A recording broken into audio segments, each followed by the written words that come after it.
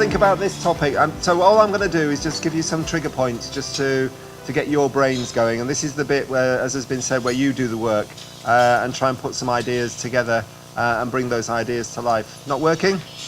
No? Is that working? Is that better? Okay, is that better? Excellent, thank you.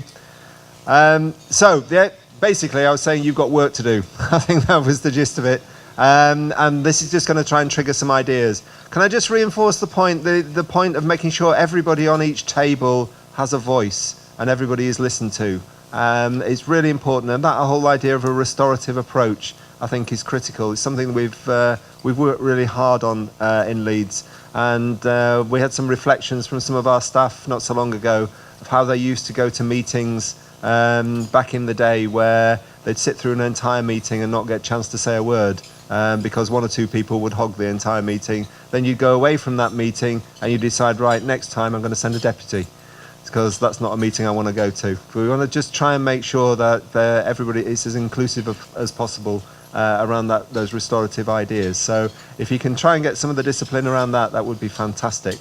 I'm going to show you a film in a moment, and this is sort of to trigger this idea. So the whole idea around child-friendly city, and which became child-friendly Leeds on the back of a lot of the feedback that we got in terms of mobilising communities and the entire city, was about, and that idea of the centrality of children was, we let a lot of those messages and a lot of those challenges go out across the city from children themselves.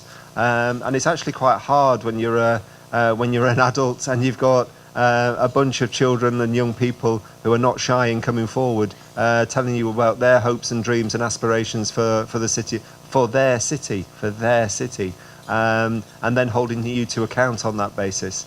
So we reached a point where we put a bunch of very enthusiastic primary school children together with a poet and an animator, and they came up with this film about what they thought about child-friendly Leeds. I wake up every morning wishing for a sunny day, and I open my curtains hoping there's someone out to play. I wash my face and brush my teeth, and I start my 5 a day. I look beyond my city's horizon and wish to go everywhere. The wheels on the bus go round and round and gets me safely there. My friends could come and we could go, and hope we'll meet some new friends there. I like my school because it's cool. I get to learn and play. And after school, I like to go to the park and hope it's clean in there. I wish that drivers would care for me more. I would like to ride my bike everywhere and walk through the streets in my town without getting worried about all the cars around. I dream there is a giant trampoline and a hammock in the sky, so I could rock my dreams into life and make a lead that keeps a child in mind. I want to be a ballerina and dance at the arena. Become a footballer, bring us to the top of the league. Play rugby, make music, be all I can be. This is my home, my future depends on it. In my dreams it might sound off the wall, but I am a child and I have big ideas, wishes and dreams for my future and all. I want a city that will fulfill my hope. Leeds is beautiful and Leeds is kind. Look the other way, there are vulnerable kids, unhealthy lifestyles, businesses big and small. Help us please, involve yourselves, create more opportunities. A child-friendly Leeds should mean no more inequality.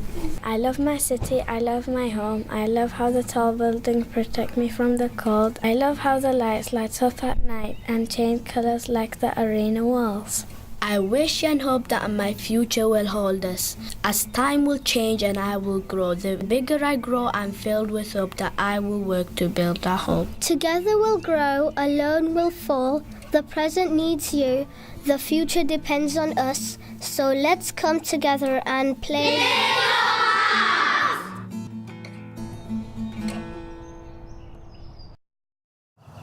Okay, so that's just to give you an idea of the sort of things that children can do, children will happily do in terms of articulating and spreading messages in a slightly different way. Actually, I'll just go a couple of other things for you to think about.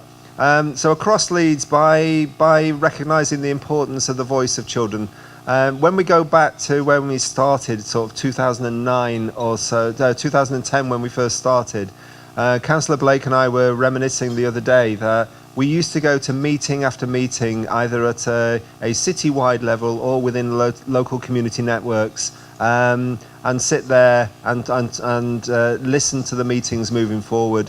And then our stock line at each of those meetings was "and children, and children, and children, and children," because children weren't front and centre of the conversations that were taking place, either at a city level or at the local community level, those neighbourhood levels. We've got a structure within Leeds. I've explained the structure around children's services, which maps down into the 25 clusters, but alongside that, the governance structure, the political governance structure, moves in. There are community committees that exist within each of those community areas. I'm sure you'll have something similar within the local structures across South Australia. But just think about how do you use those structures. So we've now got politicians on each of the clusters, which help generate the voice of the local community. But we also have agenda items on each of those community committees, so we don't have to say "and children," because there is a focal point at which the meeting will actively seek out the right to discuss children. And those are the formal structures, but there's a whole network of informal structures as well, in terms of groups and gatherings and people coming, working alongside the clusters and alongside those community committees to try and mobilise activity around issues of concern within their local area. So if you take the idea I mentioned at the beginning that you want things that are unifying but not uniform, then the principle of mobilising local communities is a unifying factor. But you're not going to do it in the same way all across South Australia, because you'll have different people, different resources, different personalities, different things going on, different challenges within each of those areas. So when you discussions, have a think about that flexibility as well. In terms of children and young people themselves, in terms of mobilising their voice within those local communities, again, we've got not a traditional structure, but a sort of governance structure. So we've got a children's mayor. We've got a youth parliament, we've got a youth council, we've got a whole set of school councils, we've got a voice in care council. So there's a whole range of things that are there to try and catch the voice of children, but within local, it maps out down to local communities as well. And the trick is to try and find a seat at the table for children and young people alongside adults within the communities they both live in, so they can have a conversation about what it's like across all ages to live within that community, and what are the hopes and dreams and aspirations that everybody has within there. So if I leave it at that and let people, I think this is the point where we go, you've got 30 minutes, go. Importantly, let's hear from you, from groups, about great ideas either to build on what's already happening and or new ideas to mobilise communities. So who would like to share? This is the Lone Nutter experience. Start and all will follow. It's also when I resort to identifying people that I know in the group and saying, jobbing people in. But yeah, there's a bird out there. I thought it was a hand going up. Fantastic. And table number 9, then a microphone's coming to you. Thanks. Applause to the first Lone Nutter. Yay. I guess I kept getting caught up in the fact that things I couldn't change, the systems that I couldn't make a difference in.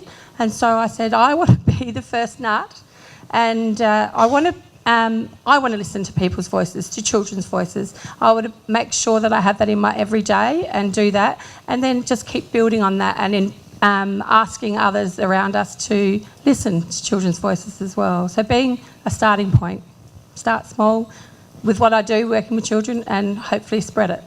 Fantastic. Thank you. That's great. And everyone here has the capacity to be doing that. We all can do that. And I'm sure that we all are doing it, but we can build on that. Other ideas? Who's got something that's a breakthrough? Terrific.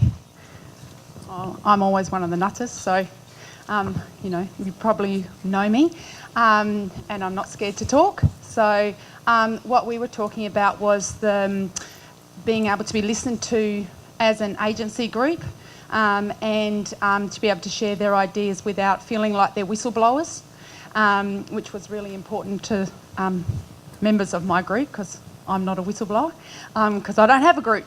So, and the other thing was to be able to have some fun and to be able to engage within the child within all of us, to remind ourselves that we've all come from a family, even if we don't have children. I do. But even if you don't have children of your own, we've all come from a family and can remember back. Can you put yourself into the position of what another child may be feeling if they're being talked to in the way that they're being engaged? So that was what we sort of talked about. Fantastic, thank you. And one more before we pass over to Nigel. Anyone else wanting to share an idea? Yes, right at the very back table, thank you. Hi everyone, I'm Carol from the Department of Education and Child Development. So we had an idea about how do we start, how do we get that overarching, yes, the go ahead to have something done and to work together and to make a difference. But I just wanted to let people know that South Australia has got a child-friendly framework and we have been developing it. We have an implementation plan and an outcome statement. But the most exciting thing I wanted to let you know is that tonight the Child-Friendly South Australia is being launched by the Minister for Education and Child Development and Minister Close. The President of the LGA is going to be there and also the CEO of UNICEF. So it's going to be an endorsed framework for child-friendly cities in Australia. So we kind of have that really good level now, and we have that okay that it's going to be amazing. The website's just gone live, so it's on the DECT website under Child Friendly. The guides are there, everything's there. So really exciting that we have that go ahead. So good things for South Australia. Excellent, that sounds fantastic. And I'm going to pass over to Nigel, and in doing that, just to also let you know that the staff that are here that are helping out are just going to quietly come past your tables and collect up the material from this workshop and be putting out the material for the next workshop. So Nigel, over to you. Okay, thanks very much. And just a couple of comments on some of the questions from the floor, or the comments from the floor. I mean, on the UNICEF one and the child-friendly cities, that's fantastic, absolutely fantastic. I mean, and you know, all good luck with that, and that helps get momentum and gets things going on that basis. I think the challenge still remains, and I think you will still need to think about is how does that locate with everything else. And in a way, I suppose what I mean by that is you know, there will be that launch. There'll be a whole raft of other things, and this is from our experience in Leeds. There was a whole raft of stuff that was all good stuff that was going on, and it was like having, like being at a table with all the bits of a jigsaw in front of you, and nobody would tell you what the box cover looked like. Now that might be the box cover that you've just referred to, but if it is, somebody's got to say that and start to put it strategically in place to say this is where we're going and this is how everything else fits in alongside it. And it doesn't have to be perfect. You know, you can bash some of those jigsaw bits together, can't you, sometimes, when you can't find out which one's the right one. You know what I mean? Don't wait for perfection. Don't wait for perfection. Wait for everything to be lined up and everything sorted, then you press go. Start somewhere because it will lead you everywhere else. But the outcomes, the conditions of well-being you want for children in South Australia is the place I'd ask you to start from. If you can agree that, if you can agree a consensus about what you want it to be like to be a child or young person growing up in South Australia and how you're going to make it better, you'll start to move at speed. Absolutely, you know, that's from our experience. The outcomes, agreeing the outcomes, the overarching vision and the outcomes actually helped people come together in ways that they'd not come together before. Because you're no longer talking about, I'm the police, this is what we do, I'm a social worker, this is what we do, I'm a third sector volunteer, this is what we do, I'm a health professional, this is what we do. We all do whatever we have to do to make sure children in Leeds are safe from harm. to make sure they make healthy lifestyle choices. So I'm not arguing with you about your professional role. We're having a conversation about what can we collectively do to make sure children are safe from harm, make healthy lifestyle choices, do well in learning, have skills for life, have fun growing up. So that was the first point. The second point was the point about putting yourself, the point that was made about putting yourself in the shoes of the child and you know, imagining what it's like and remembering what it's like for us all to have been children. But if I go back to Victoria's case, we took when I was invited to go and work with Lord Laming, I was told it was going to be a 3-month inquiry. Okay, and so it was the Department of Health in the UK. So I thought, well, that's going to be 6 months then at least. It was 18 months in the end, because actually once you got to understand the story, it took you into a whole set of questions about other things and other things and other things.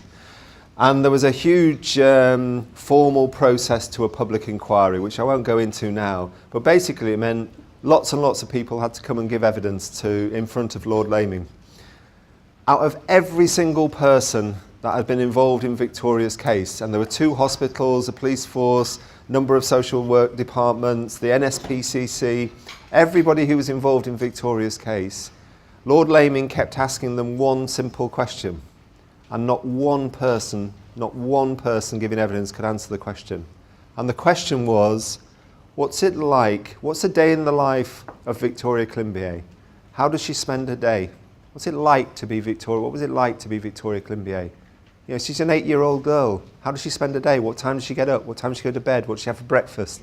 What does she do? How many friends has she got? What toys does she play with? What's her favourite bit of music? How does she have fun? What makes her laugh? Not one person could answer that question.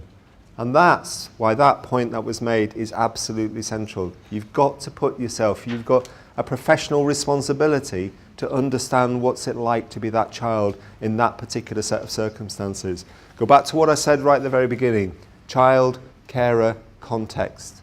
Child, carer, context. Hang on to those 3 things and you won't go far wrong. Okay, that was just 2 comments. There's a load of stuff here that I think is starting, and this happened earlier in the week as well, and it's probably understandable. Some of them are drifting over into some of the other conversations that we're going to talk about around children's voice in particular. There's a few of those. There's a couple about money. So shall I say something about the money? Because people always ask that, and you know where you are at the moment nationally. There's a commitment to additional investment, and that's true. When stuff goes wrong, there is usually a commitment to some additional investment in some way, shape or form. In Leeds, when it went wrong, there was similarly, we had a commitment to some additional investment, but it wasn't a huge amount. We got the money we needed because we had some serious gaps in provision, so stuff that just wasn't there. And predominantly that was around the social work workforce. And there were big gaps in recruitment. It was very hard to recruit people. It was even harder once that the message had come out that Leeds wasn't doing very well and wasn't safeguarding children. Why would you want to go and work in a place like that? So we were spending a huge amount of money on agency social workers, so you're paying 2-3 times the going rate to get somebody to come and work, and they spend a short period of time, then they go somewhere else. There was no career structure, there was no professional development, etc., etc., etc. So we did get some money to put a career structure in place to try and sort some of that out. But it was all done on an invest to save basis. So once we got that structure out, we're now in a position where, I'll give you an example, we're now in a position where we're fully staffed, and actually we are the employer of choice. People want to come and do social work in Leeds now. We had an agency budget spend of something like £7.5 million and was continuing to increase. It's now down to under £1 million, and that the under £1 million is spent predominantly on maternity cover or sickness cover in those key positions. Once you've got a stable workforce, you then you can raise your expectations about professional practice. If the numbers in terms of the looked after system come down, then caseloads start to come down. If caseloads start to come down to a more manageable number, and when we started in Leeds, there were about 35 plus per social worker. How you can reasonably expect anybody to do good social work with a caseload of that many is beyond me, particularly when good social work, I would argue, is dependent on relationships, conversations, connections, and the ability for reflection, to understand what's actually going on and get into some of those reflective conversations and invest in professional supervision as well. And if you really want pushing the boat out and asking people to genuinely try and find the hidden strength of families, it takes time. It takes time, so you can't expect people to carry inordinately large caseloads if that's not the case. So you start to, but if you get a stable workforce, you get less, you get more stability in terms of relationships between professionals and children. What's the thing that children tell you all the time? One of the things they don't like is the constant change of social worker. If you get your looked after numbers coming down, you get more stability in placements, because you're not just trying to find a bed all the time, and you can actually keep people in the appropriate placements. What's the other thing young people say they don't like? The constant move from placement to placement to placement. So there's a whole set. You start somewhere, it will take you everywhere else. We invested £1 million, which we bid for, which is the only other bit of big investment that we got, was £1 million to invest in this idea of family group decision making. And that paid us back £4 million inside 18 months. Then we were hit with the government's austerity measures, and the budget has just gone down and down and down. But as I said to some other people, and I know this is being recorded, but don't promise you won't show this to our finance officer in Leeds. But actually, even though the money's gone down, our strategic influence has gone up. And we've potentially got more capacity than we've ever had now, because of the mobilisation of communities and businesses and partners and sports clubs aligned to the plan on the page. So most of those businesses and in communities and everywhere else are not doing anything they weren't doing before. Okay, they're not doing anything they weren't doing before, but they're doing it now aligned to the priorities, the obsessions, the priorities and the outcomes in the plan. Give you an example of that. Most businesses that are now engaged with us all were already doing some sort of corporate social responsibility, volunteering, particular projects, particular initiatives. One example I used the other day, we've got a big supermarket chain in Leeds, who've got the headquarters in Leeds, who did volunteering, and they did decorating. And they used to go into people's homes, vulnerable people's homes, and they'd help decorate the homes. That was part of their volunteering programme. We asked them if they'd help us as a Child Friendly Lead ambassador and become part of that project, and they are now decorating the homes of potential kinship carers, so kids can stay within extended family, as opposed to not having somewhere where they can go and stay, or something that even if they go and stay, that it's not quite how you'd want it to be. So it just a simple shift. So we're not asking them to do anything new or anything different. We don't have to put any money into it, because they're doing it anyway, but you align it against the plan. Does that make sense? So there's there's a whole set of questions about how how do you do this, and how do you get things started. I'd just take you back to the plan on a page, the outcomes and the narrative. And that bit about repeating yourself is good, and moving from just having to agree once you've got that plan, once you've got those high level outcomes, just repeat, and just make sure everybody is engaged in that conversation. You'll soon start getting that level of momentum, as we saw on the film. There is a question about what was the first step, the lone nut first follower bit, about getting whole community support. It was a conscious decision to not just do what we'd done historically, which was, as local government, as a social services department, if I can use that language, as children's social care, lock ourselves in a cupboard, write a plan, feel very pleased about our plan, and then not really do anything with it. It was to start those community conversations about what if with everybody else. So it wasn't top down, here it is, if we do this, everything's going to be fine. It was, what do you think about this? What do you think about that? And articulating and then negotiating those 5 outcomes. The outcome about children have fun, that came from children and young people themselves. They were very, very clear. Don't care how many outcomes you have, but we want to make sure we want to enjoy our childhood. We want to enjoy our childhood. So, that wasn't in the original set of conversations we started. But so engagement and involvement of people and partners and some of the unusual suspects in the conversation was something that people have fed back to us felt different, and therefore you get an increased chance of collective ownership. Then once it's there, the branding was really important as well. And that branding didn't come up, it wasn't my idea, it was our idea to have a brand, but the thumb came out of a community consultation exercise from children, families, businesses, partners, everybody else. And it was agreed that that was the universal sign of goodness, I'm okay. So that's how, and I was talking at the time about child-friendly city. Out of the consultation came, we want it to be child-friendly Leeds. So that changed as well. So listening to and taking those conversations out was really important as well. We've done the UNICEF one, we've done the finance one. That was young people's engagement. There was another one I was going to... There's a lot about silos and things which I think I've taught. Oh, that's it. Somebody was asking how important was the top 100 methodology, and would it have worked without it? I think it probably would have worked without it, but we'd probably have found it would have taken longer to turn some of the curves. I think you might have got the impression by now that we like a good list in Leeds. If you wait for all the computer systems and the data systems and everything else to come along and give you the magic answer of who you need to be working with and how to do it, you'll wait a long time.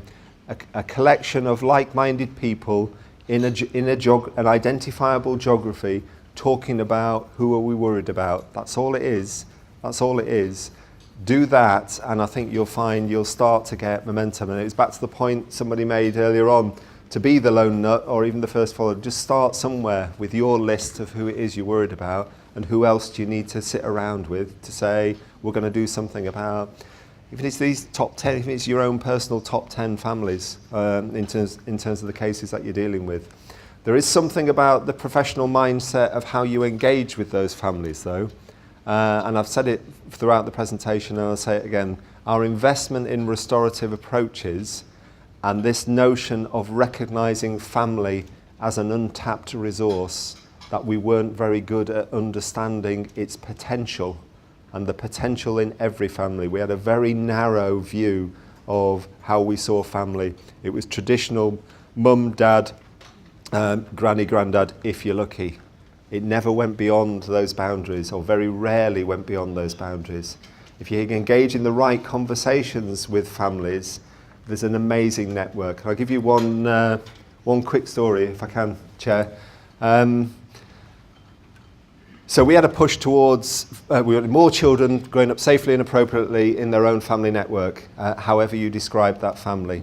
But we knew not everybody was going to be responsive to that, and some people didn't like that, and some people were still working in the traditional way. And we still have some of that challenge across a city the size of Leeds anyway, but less and less.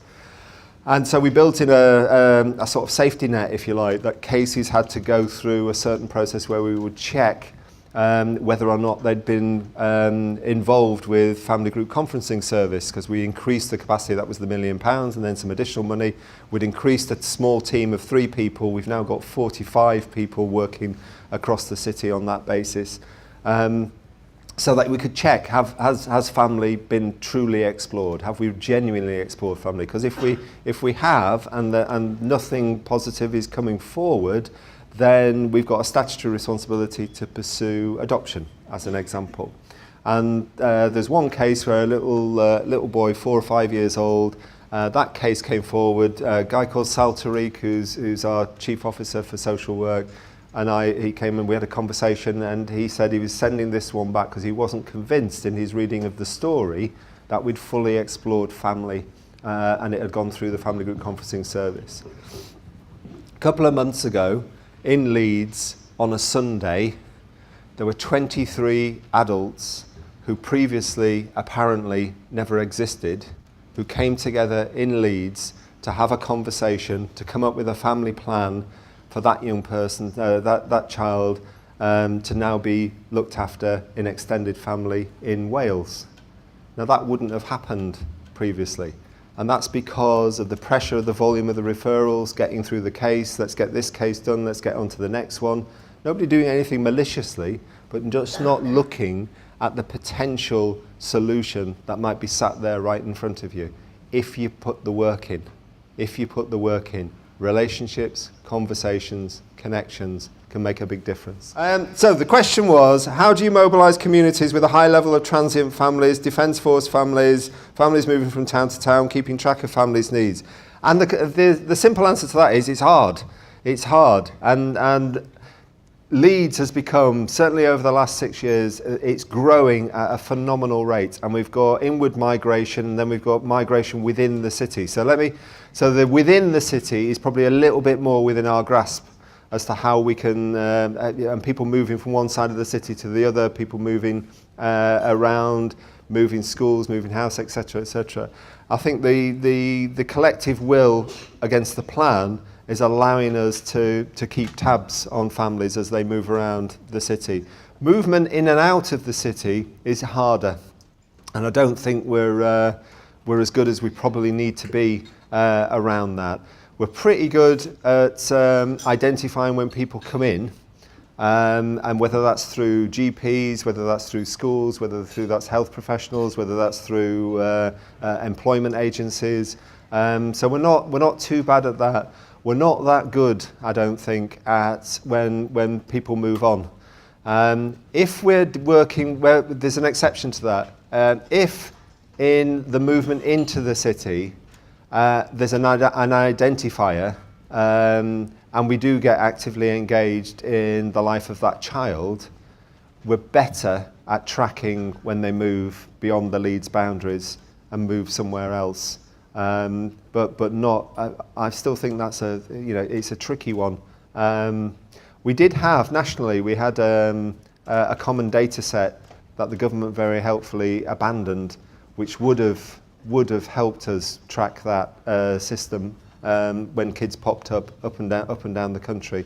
But it's a good question. It's a significant challenge within the boundaries, though. It should be possible to keep tabs on families.